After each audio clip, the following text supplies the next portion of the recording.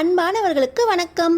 நம்ம சுட்டும் வெளி சுடரே சீரியலில் பார்வதி அக்கா கொலைக்கேஸை ரீஓப்பன் பண்ணி கோர்ட்டில் ஜட்ஜு மேடம் உங்களுக்கான சாட்சியங்களை சமர்ப்பிச்சிட்டிங்களா, உங்களுக்கான சாட்சியங்கள் எங்கே அப்படின்னு அபிகிட்டையும் பிரபாகரன் கிட்டையும் கேட்கும்போது சாட்சியங்கள் இருக்கு யுவரானர் அப்படின்னு வெற்றியோட வந்து நிற்கிறாரு வெற்றி.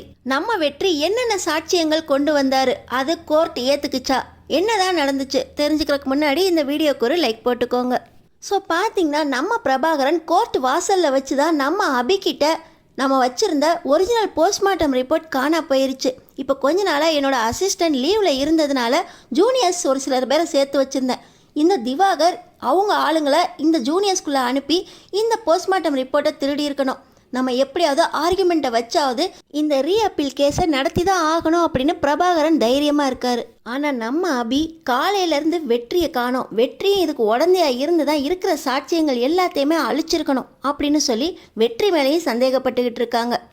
இன்னொரு பக்கம் திவாகர் எந்த சாட்சியுமே நம்ம அழிச்சாச்சு, இதுக்கு மேலே நீங்கள் உங்கள் வாழ்க்கையை ஸ்வேதாவோட சந்தோஷமாக ஆரம்பிக்கலாம் அப்படின்னு தப்பு கணக்கு போட ஆரம்பிச்சிட்டாங்க.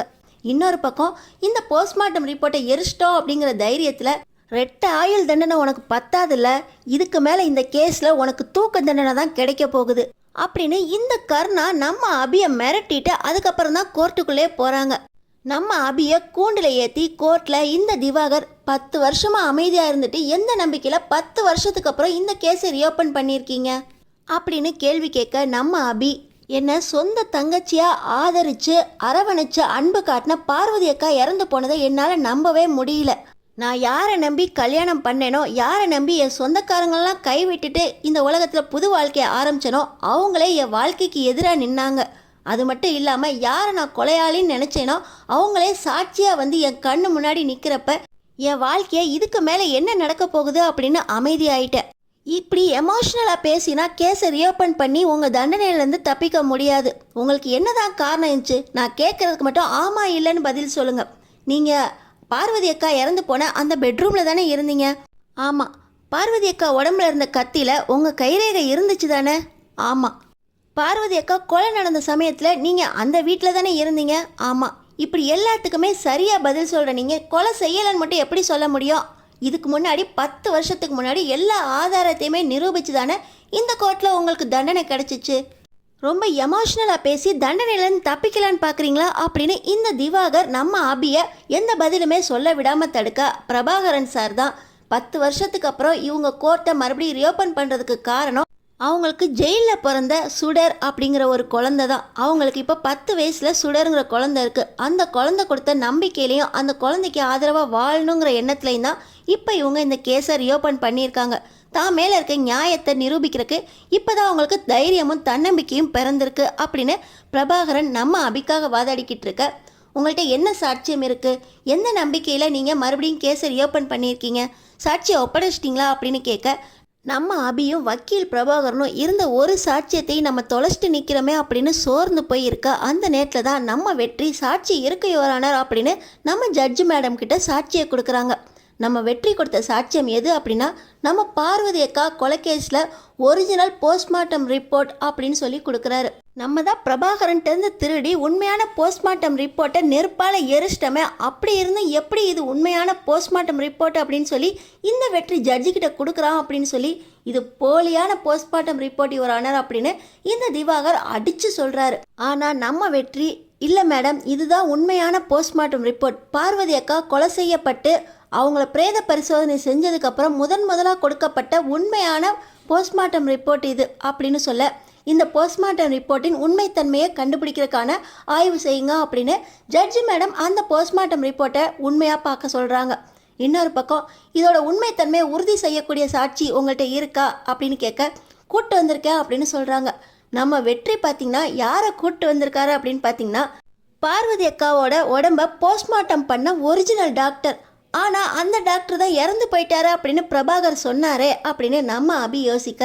இன்னொரு பக்கம் கர்ணாவுக்கும் இந்த திவாகருக்கும் தெரியுது இந்த டாக்டர் தான் நம்ம காசு கொடுத்து வெளிநாட்டுக்கு அமுச்சு வச்சுட்டு இவருக்கு போலியாக டெத் சர்டிஃபிகேட்டும் வாங்கி கொடுத்தோம், இவர் செத்து போயிட்டாருன்னு அறிக்கையில் இருக்குது, இவனை எப்படி கண்டுபிடிச்சு இந்த வெற்றி கூட்டு வந்தான் அப்படின்னு அவங்க பயப்பட ஆரம்பிச்சிட்டாங்க. ஆனால் அந்த டாக்டரை கூண்டில் ஏற்றி நம்ம வெற்றி இவர் தான் பார்வதி அக்காவோட உடம்பை போஸ்ட்மார்ட்டம் பண்ண டாக்டர், இவர் கொடுத்த அந்த போஸ்ட்மார்ட்டம் ரிப்போர்ட் தான் உங்கள் கையில் இருக்குது யுவர் ஆனர். ஆனால் இவரை மிரட்டி இவரோட குடும்பத்தை பணயம் வச்சு நாங்கள் சொல்கிறபடி போஸ்ட்மார்ட்டம் ரிப்போர்ட்டை நீங்கள் கொடுக்காட்டினா உங்கள் குடும்பத்தையே கொன்னுருவோம் அப்படின்னு கொலையாளி மிரட்டியிருக்காங்க. அதுக்கு பயந்து தான் இவர் போஸ்ட்மார்ட்டம் ரிப்போர்ட்டை மாற்றி கொடுத்துருக்காரு. டாக்டர் கொடுத்த ஒரிஜினல் போஸ்ட்மார்ட்டம் ரிப்போர்ட்டில் பார்வதி அக்கா உயிர் பிரிஞ்சது அவங்க உடம்புல இருந்த விஷத்தினால தான் அப்படின்னு இருந்துச்சு. ஆனால் கொலையாளி மிரட்டினதுனால இந்த டாக்டர் பார்வதி அக்கா உயிர் போனது அவர் உடம்புல இருந்த கத்தி கொத்தினால தான் அப்படின்னு மாற்றி கொடுத்துருக்காரு. பார்வதி அக்காவை கொலை செஞ்சவங்க அப்படின்னு குற்றம் சாட்டப்பட்டிருக்கும் இந்த அபி அவங்க கத்தியால் குத்துனதா சொல்லி தான் 10 வருஷமாக ஜெயில் தண்டனையை அனுபவிச்சுக்கிட்டு இருக்காங்க. கத்தியில் குத்தி தான் உயிர் போச்சா அப்படின்னு 10 வருஷத்துக்கு முன்னாடி பொய்யான அறிக்கையை வச்சு இந்த அபி 10 வருஷமாக தண்டனை அனுபவிச்சுக்கிட்டு இருக்காங்க. ஆனால் உண்மையான போஸ்ட்மார்ட்டம் ரிப்போர்ட்டில் பார்வதி அக்கா உடம்புல விஷம் இருந்துச்சுன்னு கண்டுபிடிக்கப்பட்டிருக்கு. உண்மையிலேயே அந்த கத்தியில் கைரேகை இருந்ததுனால தான் அபி தான் கொலை செஞ்சாங்க அப்படின்னு 10 வருஷமாக ஜெயில் தண்டனையை அனுபவிச்சுக்கிட்டு இருக்காங்க. இப்போ இந்த கத்தினால் உயிர் போகலை அப்படின்னா பார்வதி அக்காவுக்கு விஷம் கொடுத்தது யார்? விஷத்தினால உயிர் போன பார்வதி அக்காவை மறுபடியும் கத்தியால் குத்தி அது அபியோட கைரேகை தான் அந்த கத்தியில் இருக்குது அப்படின்னு சொல்லி கைரேகை இருந்த ஒரே காரணத்தினால அபி தான் பார்வதி அக்காவை அந்த கத்தியால் குத்தி கொலை பண்ணாங்க அப்படின்னு கேஸை அப்படியே தலைகீழாக மாற்றி 10 வருஷமாக செய்யாத தப்புக்காக அபி கொலை குற்றவாளி அப்படிங்கிற தண்டனை அனுபவிச்சுக்கிட்டு இருக்காங்க. இது எல்லாத்தையுமே தீர விசாரிக்கணும் மேடம் அப்படின்னு நம்ம வெற்றி சொல்கிறாரு. இன்னொரு பக்கம் டாக்டரையும் கூண்டில் ஏற்றி இவங்க சொல்கிறதெல்லாம் உண்மையா, உங்களோட பிரேத அறிக்கையை ஏன் மாற்றி கொடுத்தீங்க அப்படின்னு ஜட்ஜி மேடம் கேட்குறாங்க. மேடம், அவர் சொல்கிறது எல்லாமே உண்மை. அப்போ என் குடும்பத்தை பணயமாக வச்சு இந்த மாதிரி தான் பிரேத அறிக்கை கொடுக்கணும் அப்படின்னு கொலை செய்யப்பட்ட பார்வதியோட கணவர் கருணாகரன் என்னை மிரட்டினார். அது மட்டும் இல்லாமல் என் குடும்பத்துக்காகவும் அவர் மிரட்டலுக்கு பயந்தோம் நான் அந்த மாதிரி ஒரு பிரேத அறிக்கையை கொடுத்தேன். அவர் கொடுத்த காசை வாங்கிக்கிட்டு வெளிநாட்டுக்கும் போயிட்டேன். ஆனால் நான் இறந்து போயிட்டதா சொல்லி எனக்கான இறப்பு சான்றிதழையும் கொடுத்து இந்த பார்வதி கொலைக்கேஸ்க்கு அப்புறம் நான் இறந்து போயிட்டதா சொல்லி இந்தியாவிலேருந்தே என்னை வெளிநாட்டுக்கு அனுப்பி வச்சிட்டாங்க. இத்தனை வருஷமாக நான் வெளிநாட்டில் தான் இருந்தேன். ஆனால் பார்வதி அக்காவோட கொலைக்கேஸ் மறுபடியும் ரீஓப்பன் ஆகியிருக்கா அப்படின்னு இந்த வெற்றி தான் மறுபடியும் என்னை கண்டுபிடிச்சாரு. இந்த கேஸில் என்ன நடந்துச்சு அப்படின்னு என்னை முழுமையாக விசாரித்து அவர் தான் என்னை இந்தியாவுக்கு கூட்டிகிட்டு வந்தார். என் உயிருக்கு ஆபத்து இருக்கா அப்படின்னு நான் பயந்ததுனால இத்தனை நாளாக நான் அவரோட பாதுகாப்பில் தான் இருந்தேன். சரியான நேரத்தில் என்னை கோர்ட்டுக்கு கூட்டிகிட்டு வந்தது இந்த வெற்றி தான் அப்படின்னு அந்த டாக்டர் ஜட்ஜி மேடம் கிட்ட சொல்கிறாரு. இறந்து போன பார்வதி உடம்புல கத்தியால் குத்தி உயிர் போகலை அப்படின்னா அந்த விஷத்தை கொடுத்தது யார் கண்டுபிடிக்கிறதுக்கு உத்தரவிடுகிறேன் அப்படின்னு சொல்லி ஜட்ஜி மேடம் அந்த கேஸை தள்ளி வைக்கிறாங்க. இன்னொரு பக்கம் பிரபாகரனும் அபியும் நம்ம வெற்றிக்கிட்ட வந்து சரியான நேரத்தில் சாட்சியை கூப்பிட்டு வந்துட்டேன். ஆனால் காலையிலே நீ வெளியே போனதுனால உன்னை நாங்கள் சந்தேகப்பட்டுட்டோம், மன்னிச்சிரு அப்படின்னு வெற்றிக்கிட்ட முதல் முறையாக அபி தணிஞ்சு பேசுகிறாங்க. நீ சந்தேகப்படுற மாதிரி தானே நான் இத்தனை வருஷமாக நடந்துக்கிட்டேன், நீ நம்பிக்கைப்படுற மாதிரி நான் எதுவும் நடந்துக்கலையே, என்னால் தானே இத்தனை வருஷமாக நீ ஜெயிலில் தண்டனை அனுபவிச்சுக்கிட்டு இருந்திருக்க. இந்த டாக்டர் உயிரோட தான் இருக்காரு அப்படின்னு கண்டுபிடிக்கிறதுக்கு எனக்கு இத்தனை நாள் ஆயிடுச்சு. அவர் இன்னைக்கு தான் காலையில் தான் அவர் ஃப்ளைட்டில் வந்தார். அவரை கூட்டிகிட்டு வர்றதுக்காக தான் நான் காலையிலே கிளம்பி போயிட்டேன். இந்த டாக்டர் வர்றது யாருக்கும் தெரியக்கூடாது அப்படின்னு தான் நான் சுடர்கிட்ட கூட இந்த விஷயத்த சொல்லலை. என்னை மன்னிச்சிரு அபி, சரியான நேரத்தில் சரியான சாட்சியை கொண்டு வந்துட்டேன்.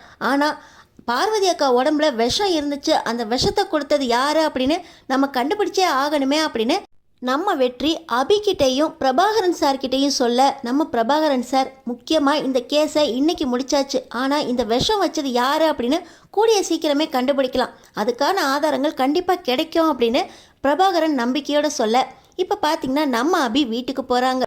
நம்ம சுடர் வற்புறுத்தி வெற்றியையும் வீட்டுக்குள்ளே கூப்பிடுறாரு. சண்முகமும் வெற்றியை ஏற்றுக்கிறாரு. இந்த நேரத்தில் பார்வதி அக்காவை எதுக்காக கொன்னாங்க, ஏன் கொன்னாங்கன்னு தெரிஞ்சாதானே யார் விஷம் கொடுத்தான்னு தெரியும் அப்படின்னு வெற்றி கேட்க, அன்னைக்கு நடந்தது என்ன அப்படின்னு சொல்லு அபி அப்படின்னு இப்போ வெற்றி மறுபடியும் அபிகிட்ட கேட்க, பார்வதி அக்கா அன்னைக்கு என் மேலே ரொம்ப பாசமாக ஒரு தங்கச்சங்கிலியை கொடுத்தாங்க, உங்கள் பாசம் மட்டுமே போதும் அப்படின்னு சொல்லிட்டு பார்வதி அக்கா பேரில் அன்னைக்கு கோயிலில் பூஜை செய்கிறதுக்காக நான் கோயிலுக்கு போயிட்டு திரும்பி வரும்போது அந்த கர்ணா பார்வதி அக்காவும் அவங்களும் இருக்கிற ஃபோட்டோவை பார்த்து, நாளைக்கு இந்நேரம் உன்னோட ஃபோட்டோவில் மாலை தொங்கும், சந்தன மாலையாகவே போடுறேன் அப்படின்னு அந்த கர்ணா பேசிக்கிட்டு இருந்தான்.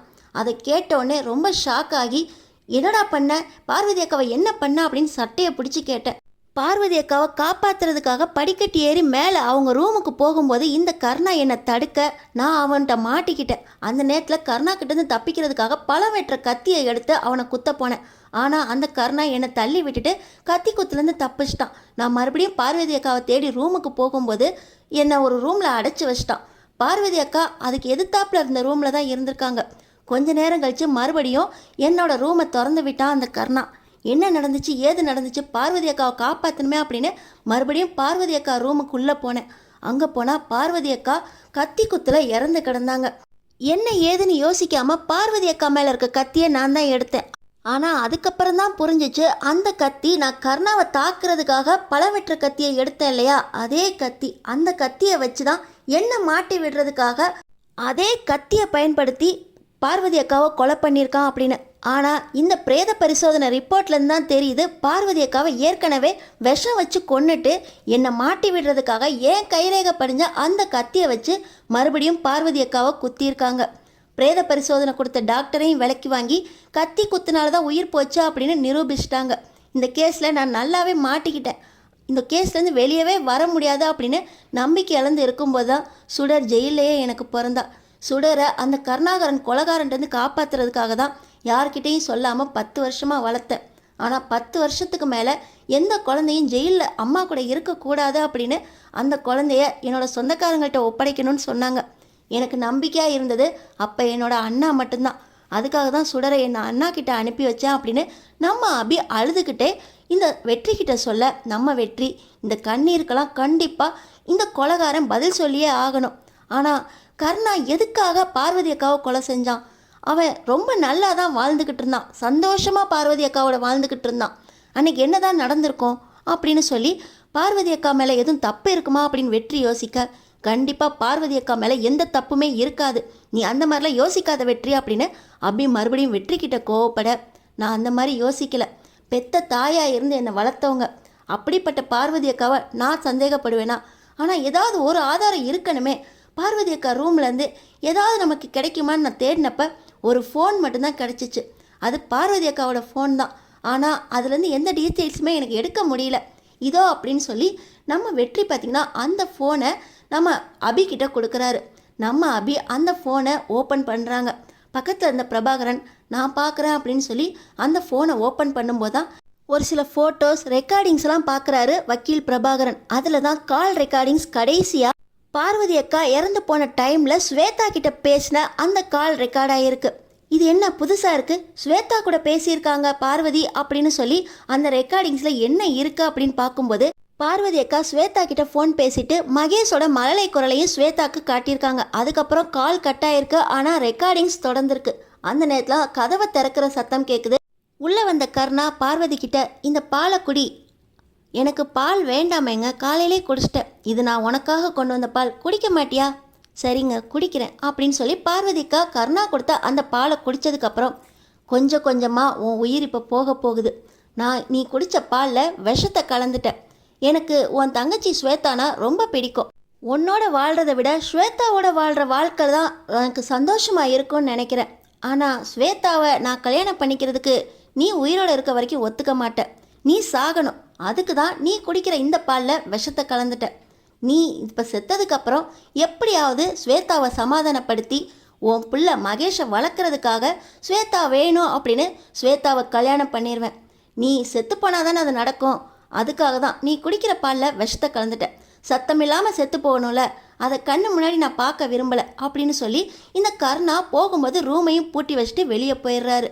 அதுக்கப்புறம் கூட நம்ம பார்வதி அக்கா மூச்சுக்காக திணறதும் ரெக்கார்ட் ஆகிருக்கு. கொஞ்ச நேரத்தில் சவுண்டே இல்லாமல் இருந்து, டேய் கர்ணா, கண்டிப்பாக என் தங்கச்சியை ஏன் ஸ்வேதாவை நீ கல்யாணம் பண்ணிக்க விடவே மாட்டேன், எல்லாம் சாட்சியோடு இருக்குடா அப்படின்னு நம்ம பார்வதி அக்கா சவால் விட்டுட்டு இறந்து போகிற மாதிரி சத்தம் எல்லாம் ரெக்கார்ட் ஆகிருக்கு. கொஞ்ச நேரம் அப்படியே அமைதியாக போய் அதுக்கப்புறம் அந்த ஃபோன் ஆஃப் ஆகிருக்கு.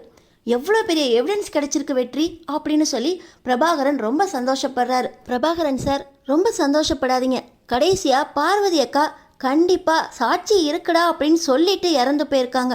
அப்படி என்ன சாட்சியத்தை நம்ம பார்வதி அக்கா நமக்காக விட்டுட்டு போயிருக்காங்க அப்படின்னு நம்ம வெற்றி யோசிக்கிறாரு. பார்வதி அக்கா சாகும்போது கூட ஸ்வேதாவை காப்பாத்துறதுக்காக ஏதோ ஒரு சாட்சி விட்டு போயிருக்காங்க, அதை நான் கண்டுபிடிக்கணும் அப்படின்னு இன்னும் பார்வதி அக்கா ரூம்லேருந்து ஏதாவது கிடைச்சிச்சான்னு நம்ம பார்த்துருக்கணும் அப்படின்னு வெற்றி யோசிச்சுக்கிட்டு இருக்கும்போது பார்வதி அக்காவோட டைரி மட்டும்தான் சுடர் கொண்டு வந்தா. இந்த டைரியில் ஏதோ ஆதாரம் இருக்கான்னு பார்க்கலான்னா அதில் அவங்க ஹேண்ட் ரைட்டிங் மட்டும்தான் இருந்துச்சு. அவங்க பாசமாக மகேஷை பெற்று வளர்க்கணும் அப்படின்னு கவிதை எழுதி வச்சுருக்காங்க. அதில் ஏதாவது இருக்கா பார்க்கலாம் அப்படின்னு சொல்லி நம்ம அபி பார்த்திங்கன்னா அந்த டைரியை வெளியே எடுக்கிறாங்க.